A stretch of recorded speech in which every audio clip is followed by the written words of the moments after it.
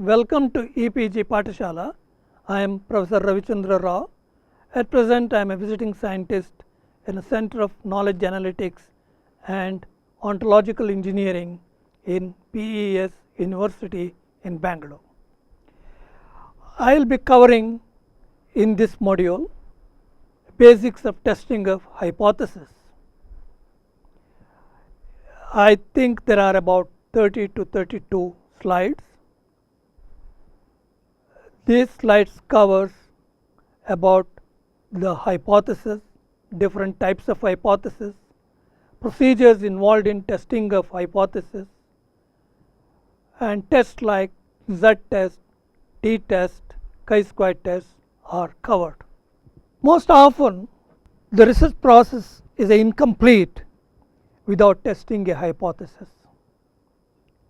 As such, there are two hypotheses referred in statistical testing. They are known as null and alternative hypothesis.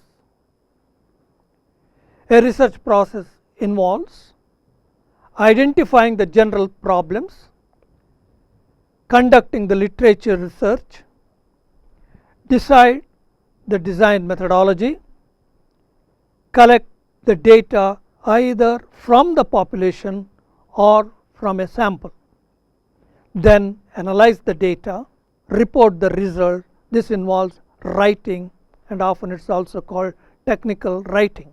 Then at the end, of course, we have to redefine the hypothesis and redo the research activity if we are not happy with the results. In step 1, identifying the general problems, we generally formulate the hypothesis. In step 5, where we are analyzing the data, we try to test the hypothesis. These are the two important things one we should know. We cannot collect a data unless we have already decided the hypothesis to be tested. And once we formulate the hypothesis, you are through in half of your research. Of course, then you start collect the data, process it, test the hypothesis. Statistical analysis aims at inferring about a population based on the information or a data contained in a sample. There are methods for making inferences which are usually based on statistical tests of hypothesis. The word hypothesis in science generally refers to a definite interpretation of a given set of data with a certain assumptions and generally unverified. A simple definition of hypothesis as given by Luniberg is a tentative generalization, the validity of which remains to be tested. Let me define now some other important terms in testing of hypothesis. What is a hypothesis? First of all, it is a statement about a population. There are two types of hypothesis, research and statistical. A research hypothesis is the supposition or a conjecture. It motivates the research. It may be formulated after several observations. It further leads to formulate statistical hypotheses. Statistical hypotheses are stated in such a way that they are evaluated by appropriate statistical techniques. There are two such hypotheses. Null hypothesis. It is denoted as H0. It is a hypothesis which is being tested. Alternative hypothesis, denoted as a H1, it is the one which we are willing to accept if we reject the null hypothesis. Why we test hypothesis? It is a quite interesting thing. Science does not accept anything as a valid knowledge until satisfactory test confirms its validity. Therefore, they need to be tested through research process for their acceptance or rejection. For example, we may say India's per capita income is something like say 25,000 per year. We cannot accept this statement unless we take a sample of Indians, find out their average income, and then try to generalize whether that average income is around 25,000, in which case you can always say average income of Indian is rupees 25,000 per annum. So, the hypothesis is normally tested by making use of a predefined assertion rule which is applied to sample data and direct the research process in deciding to accept or reject the hypothesis. What are the rules for hypothesis statements? What we are expected to conclude as a result of the experiment should be considered in the alternative hypothesis. The null hypothesis should contain an expression of equality.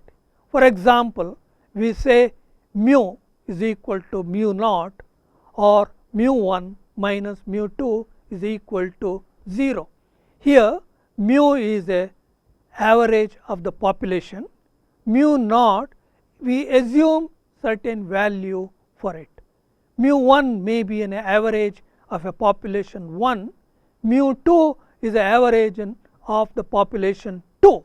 When we say mu 1 minus mu 2 equal to 0, that means our null hypothesis is there is no difference between the two means of the two populations. So, the null hypothesis is the hypothesis that will be tested. The null and alternative hypothesis are complementary, in the sense if you reject a null hypothesis, obviously you are willing to accept something else.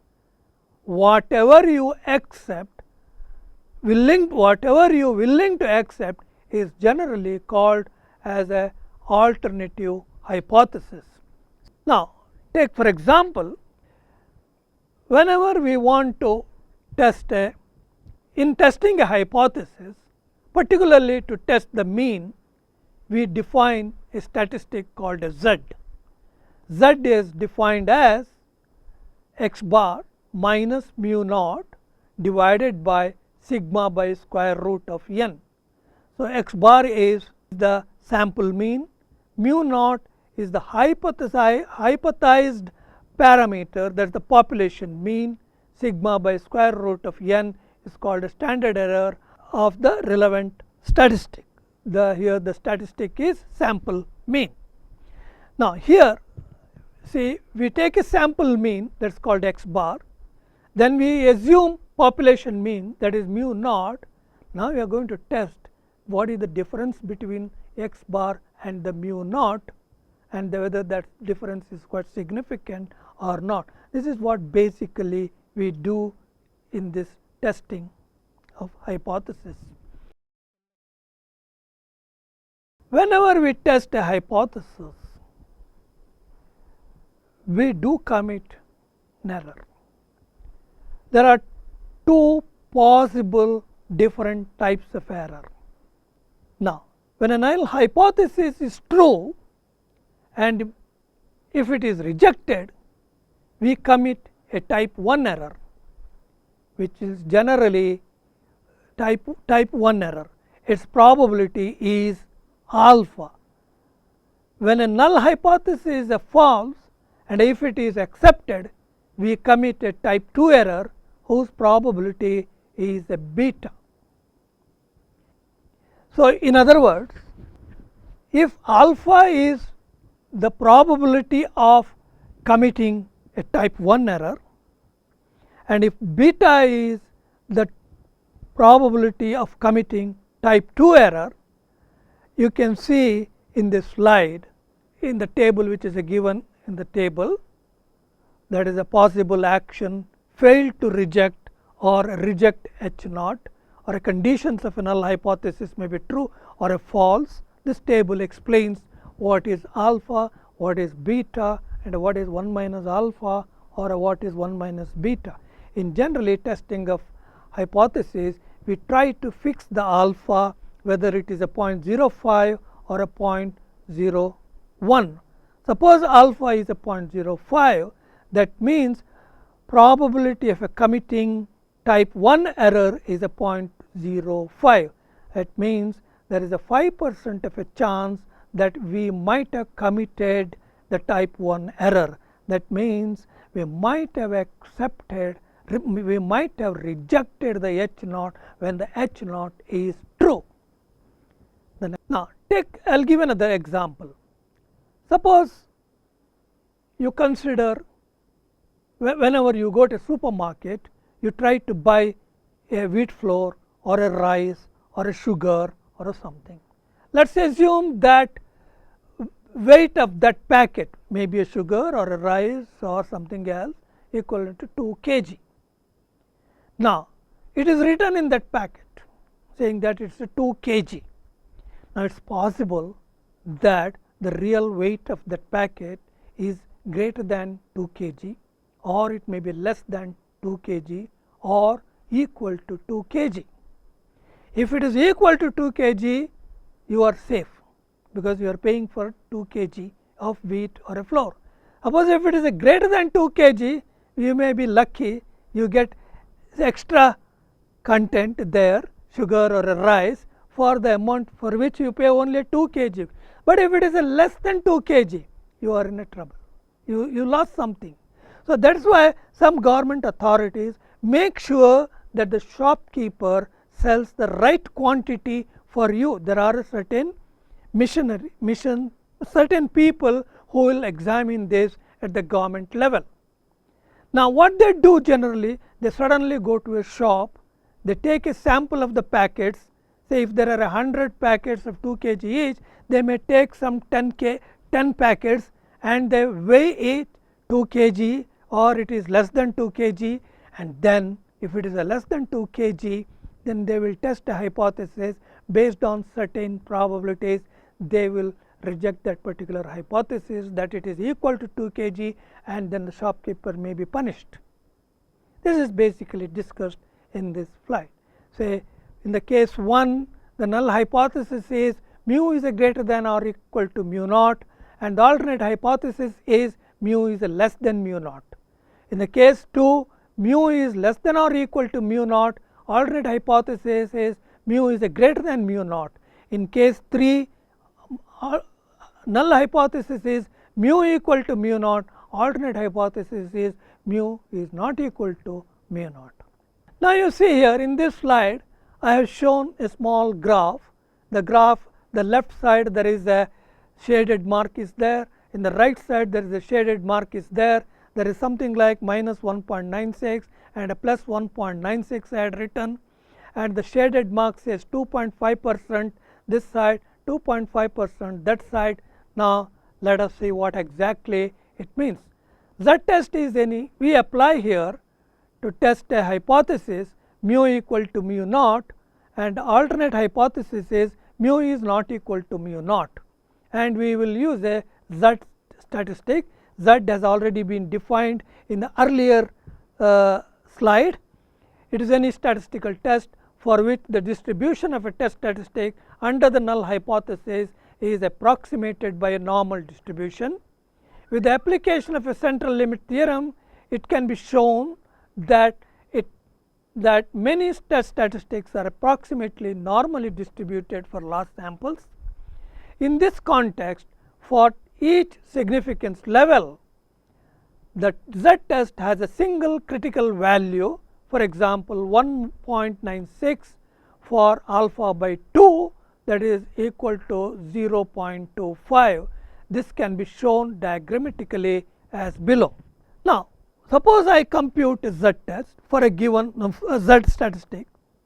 So I will take a sample mean is something like 10 units. Now I want to test whether the population mean mu equal to mu naught, my mu naught may be 12. I know sigma by square root of n is, let us say, 2.5. That is called standard error.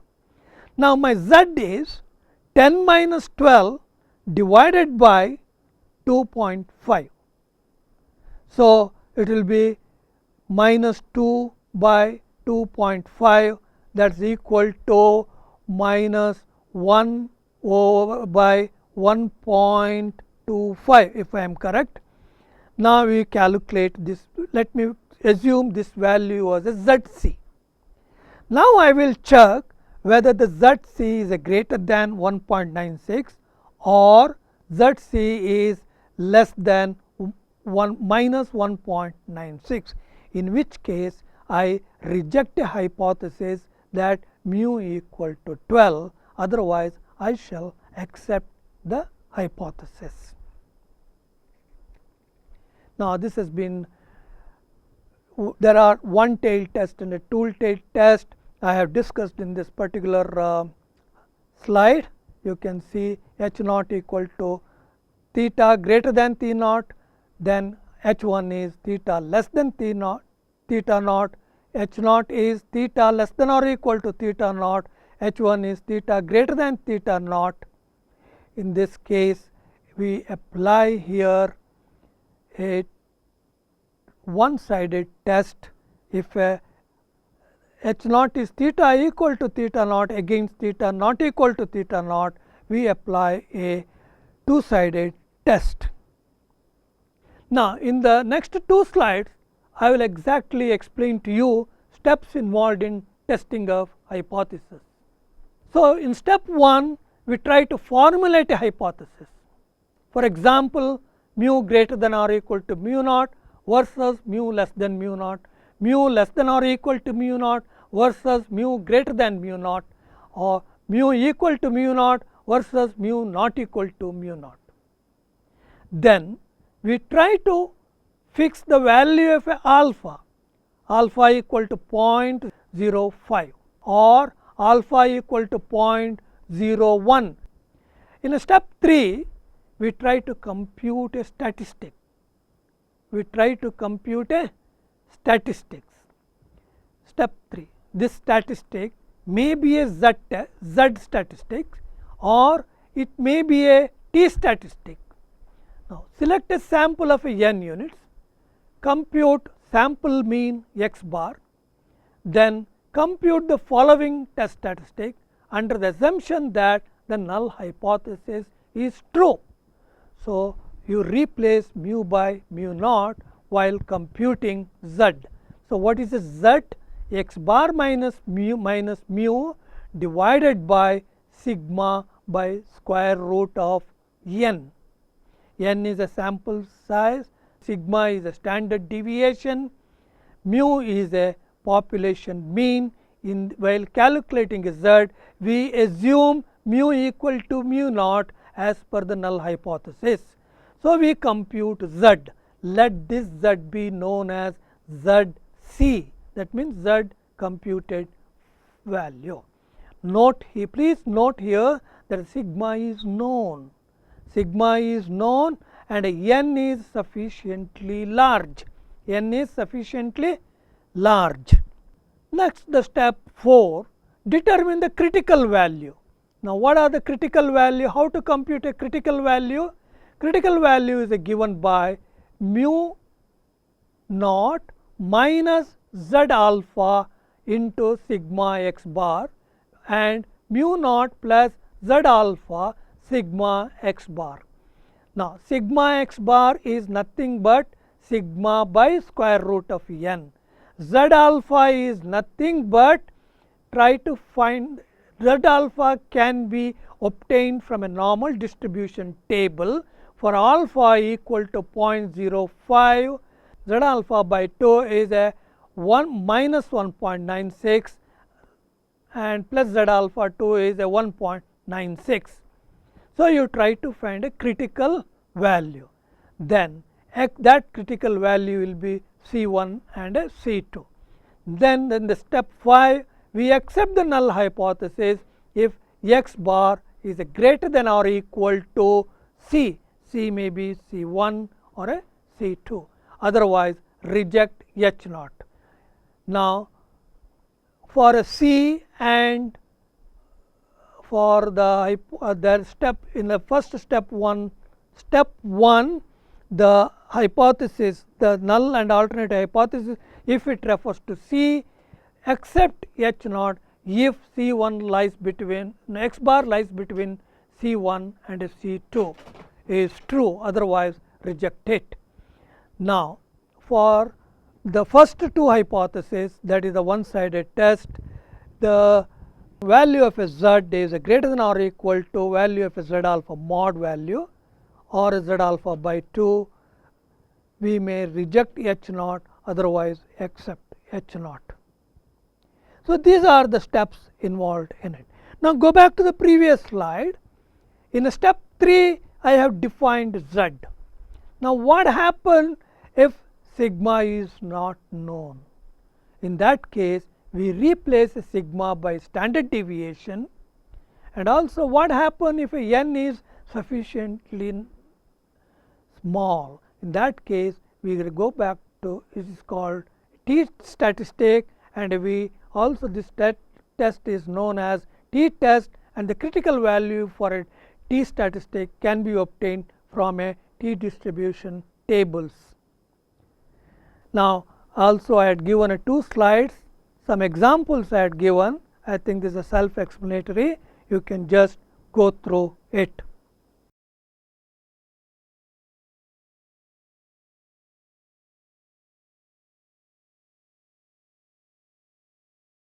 We can also test whether the differences between the two population means are 0 or not.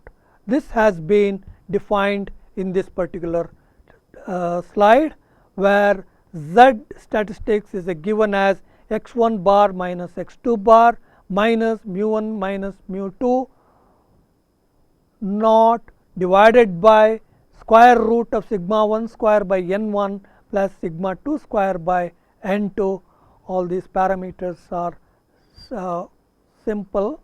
X1 bar referred to mean of the sample 1, x2 bar is x2 bar referred to mean of the sample 2, and sigma 1 and sigma 2 referred to standard deviations of the sample 1 and the sample 2. If n1 and n2, n1 plus n2 are sufficiently small, then we have to apply a t test with the degrees of freedom n1 plus n2 minus 2.